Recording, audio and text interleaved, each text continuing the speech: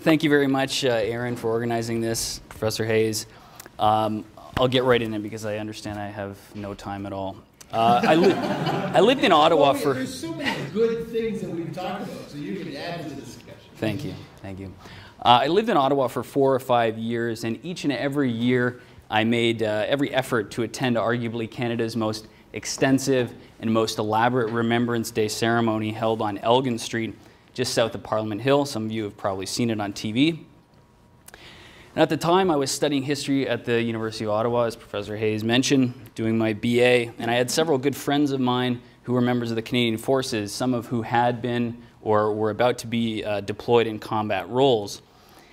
And as I attended these Remembrance Day ceremonies over the next few years, though, I noticed the demographic started to change rather quickly as more and more Canadian troops were sent to Afghanistan as part of ISAF, the International Security Assistance Force, the NATO coalition. The experience of my generation, the people I hung around with, the meaning of military service, and the image of what a veteran was, at least to me, began to change. But like countless other Canadians, war in at least a very abstract way entered my worldview subconsciously from a very early age. Perhaps this is why I went to attend Remembrance Day ceremonies in the first place once I moved out on my own.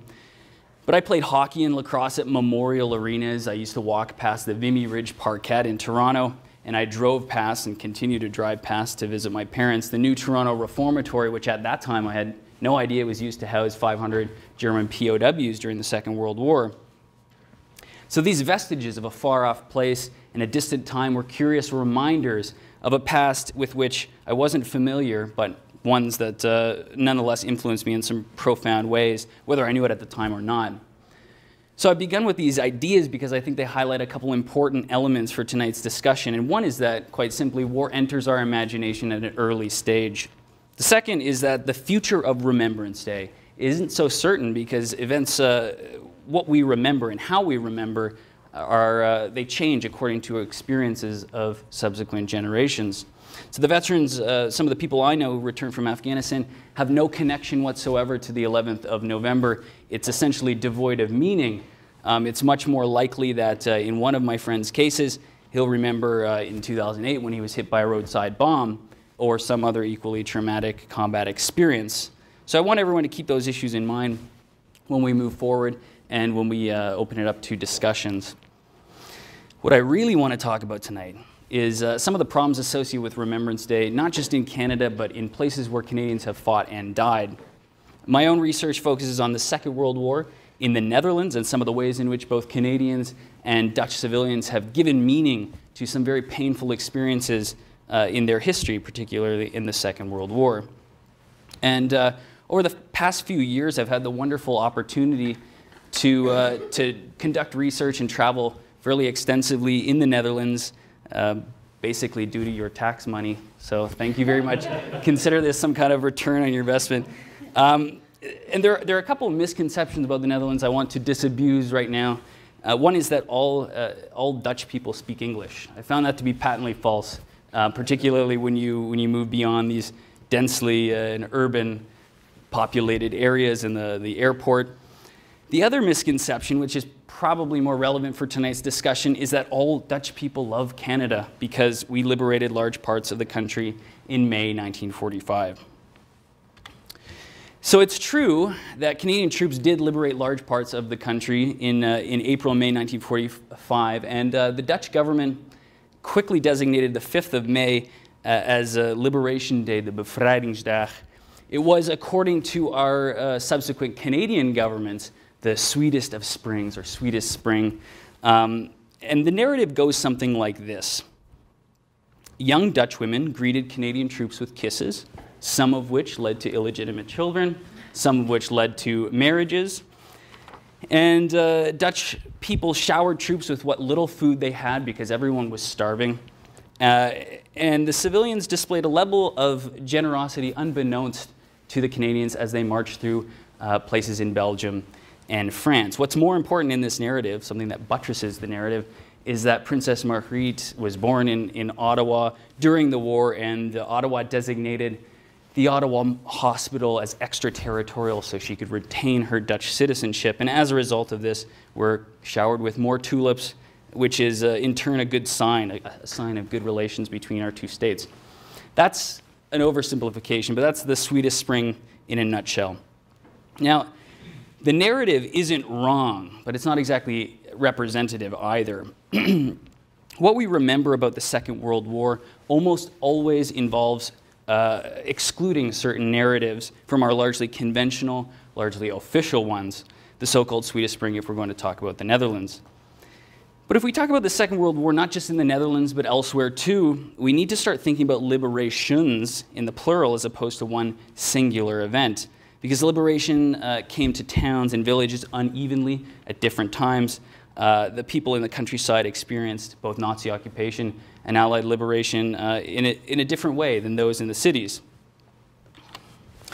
So, for instance, the liberation, and I use that term very loosely, the liberation of the southernmost province of the Netherlands called Zeeland, after which New Zealand gets its name, represents one of those alternative narratives that Canadians tend to forget. When we think about the Second World War, images of Dieppe, maybe, but usually storming Juno Beach, the Normandy campaign, those images come to mind. The battle for the Scheldt, which took place between October and November 1944, is much lesser known among Canadians, but certainly no less important. Basically, I'm going to spare you the operational and strategic details, but the 1st Canadian Army was tasked with clearing the approaches to Antwerp. So if you look in the bottom right-hand corner, Antwerp is there. It was a port that the Allies really needed to open because many of the ports on which they had previously relied were damaged as a result of poor weather as well as fighting. The previous ports were channel ports in western France. Basically, the Canadians need to clear the approaches. Antwerp lies 80 kilometers inland, and starting on the 5th of September, when Antwerp was actually captured, about 100,000 German troops, elements of 15th Army, were ferried across the Wester Scheldt there from the 6th of September to the 20th of September, and therefore these islands right here were very heavily defended, and you're going to hear me talk about Walcheren, which is the little saucer-shaped island that sticks out in the North Sea the furthest. So Germans heavily fortify this area. Hitler declares it a fortress, and the Canadians need to figure out just how to get rid of these Germans. So Canadian Lieutenant General Guy Simonds, British Naval Commander Admiral Bertram Ramsay, among others, they need to figure out how to dislodge the Germans as well as neutralize the heavy coastal batteries. Simonds and Ramsay proposed something pretty, what we would call now controversial, but innovative at the time. They actually want to use heavy bombers to bomb the dikes and flood the island. Keep in mind, nowhere in this region exceeds 2.2 meters in altitude or 10 feet. So any type of flooding would be quite catastrophic. So they proposed breaching the dikes of Walcheren by bombing them, sinking it, and hopefully flooding out and killing Germans. So on the 2nd of October, 1944, the Allies dropped thousands of these over the various islands that look over the river. These pamphlets call for an immediate evacuation, warn your neighbors, leave without delay, and carry only what you can wear. Among other things, they also say, quote, "It's highly probable that the enemy troops and installations on your island will soon be exposed to a severe and prolonged aerial bombardment, and not only the aerial bombardment, but also the danger of flooding threatens your life and that of your families." So the following day, on the 3rd of October, the RAF and Bomber Command initiate a series of sorties, 2,219, and drop over 10,000 tons of ordnance on the island of Walcheren, which is about 18 kilometers wide. As I said before, it's below sea level. Immediately on the 3rd of October, 152 civilians from this town are killed instantly, but 30 more die later that day. And out of a population of about 2,000, that's 10% roughly of a town's population. And we know that surrounding villages on this island experience similar casualties. So by the 28th of October, 44, this island is underwater. It's effectively sunk, and the Allies cover 16,000 of the island's 18,000 hectares. So there's very little surface area of this place that is dry. And at this point, I should say that the Germans also used flooding. I'm not trying to paint a really terrible picture of the Allies, but the Germans used flooding, but by nature of being there first, they can conscript Dutch labor and Dutch knowledge on how to control floods. So my central point is that water, mobilized as a weapon, deeply affected how this region would remember war. And after the Battle of the Scheldt in November 44, a massive level of destruction. Over 50,000 of the province's about 70,000 hectares had been flooded with salt water. So liberation made this, almost every home on Walcheren uninhabitable. Even until the 1960s, there were these temporary homes called Bruinzeil homes, which are kind of shacks, one-room shacks that families had to live in. The last family to leave one of those was 1963. So you can imagine the legacy in this particular part of the Netherlands and the level of destruction. And in many ways, I'm going to use a cheesy phrase, but museums are the custodians of memory. It's a terrible phrase, but it works.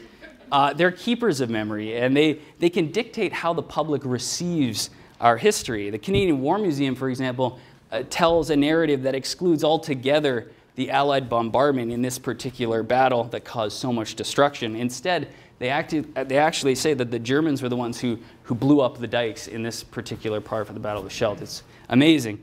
If you go to this place today, Zeeland and particularly Westkapelle, there's a Polderhouse Museum, it's called, which is situated kind of ironically next to the dike that was breached on the 3rd of October. And it offers a stark contrast to how Canadians understand liberation. In this narrative, there is no joyous reception of the Allies, no euphoria among the local population. Instead, the exhibit begins by explaining how civilians sought safety from the bombardment by fleeing to mills and cellars where many either drowned or died. And in a very eerie way, a large poster hangs in the middle of the main floor with photographs of every civilian killed in the Allied bombardment on the first day. So this is what liberation meant for this part of the Netherlands, and it's much different than what we think of when we talk about liberation. I want to switch gears for a moment and talk about Canadian remembrance and whether it has changed over time. Since I'm talking about the Second World War, it's worthwhile to ask the question, does Remembrance Day mean the same thing as it did 20, 40, 60, 80 years ago, or has it evolved over time? And I think David did a wonderful job telling us about that.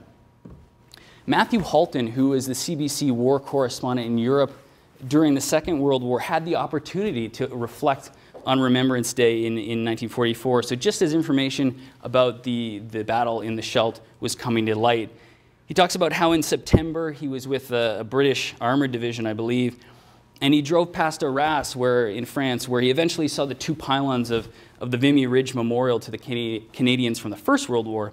And he speaks about the First World War in some pretty curious ways. He called the region that bloody, wasted bog that he drove through in almost an hour without losing a life, whereas 1 million men of the Empire and 1.5 million Frenchmen had been killed in just a few short years.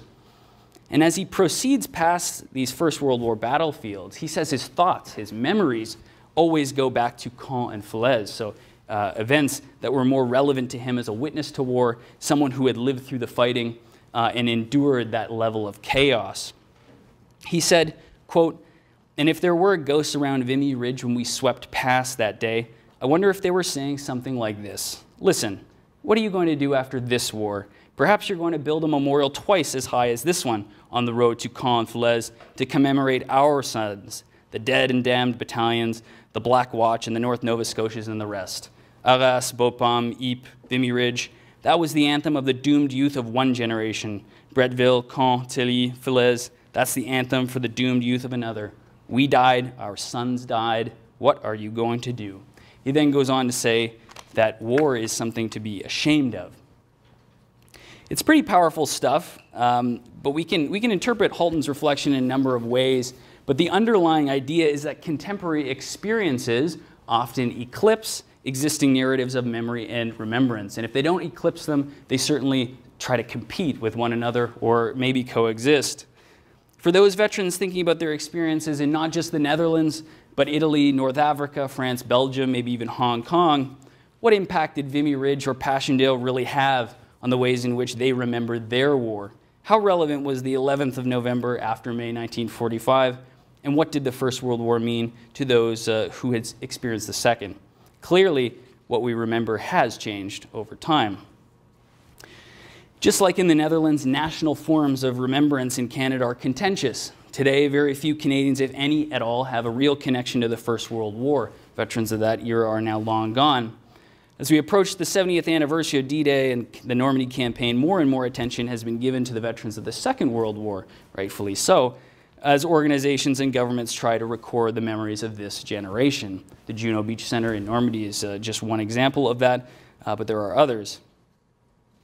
As a way to conclude my talk, I want to broach some questions and ideas about Remembrance Day in Canada and beyond, and perhaps we can address them later if there's time. I don't know.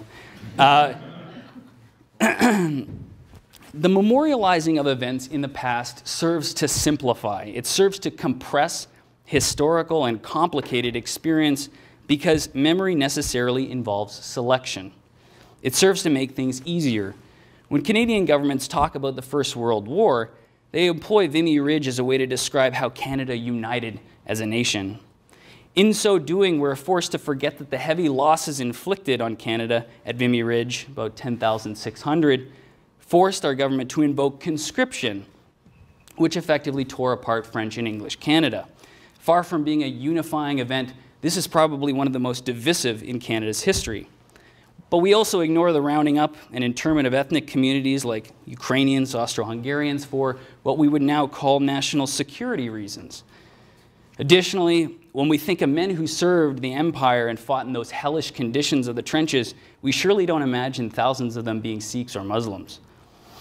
As Matthew Halton recalled in November 1944, the experiences of the Second World War had overshadowed those of the First. Canadian involvement in Dieppe, Normandy, the Netherlands, and elsewhere resonates much more with the current generation because we might have a more tangible connection to those events. We might even have relatives who can still recall those tumultuous years. But here too, we remember the action of Canadians and allies at the expense of other narratives. We sometimes forget about the internment of Japanese Canadians, and if that's the case, we certainly don't care much for the internment of German Canadians. In the same way, while we celebrate the liberation of the Netherlands, very few people recognize the level of death and destruction that accompanied some liberations. The evolution of memory and of Remembrance Day is an extremely amorphous process. It's inherently connected to our own generation and how we choose to write our history. Perhaps one day the First World War will be as relevant for Canadians as the Crimean War is for Britons today. But for now, while we remember the actions of Canadians during the Second World War, we should be mindful that the future of Remembrance Day is not so certain. Memory is intimately associated with physical reminders, the monuments, memorials, and the vestiges we attach meaning to and what's left behind once war ends. Those are the things that intrigue us, the things that pique our curiosities, and those are the things which allow war to enter our imaginations at such an early stage in our lives. While we demolish and dismantle our internment camps and residential schools in Canada, we sanctify the ground of the fallen in Europe.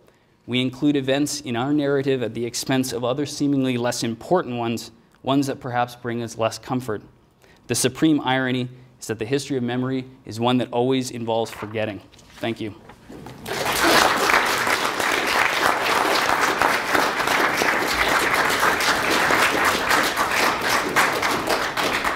That was Kirk Goodlet, formerly of the University of Waterloo.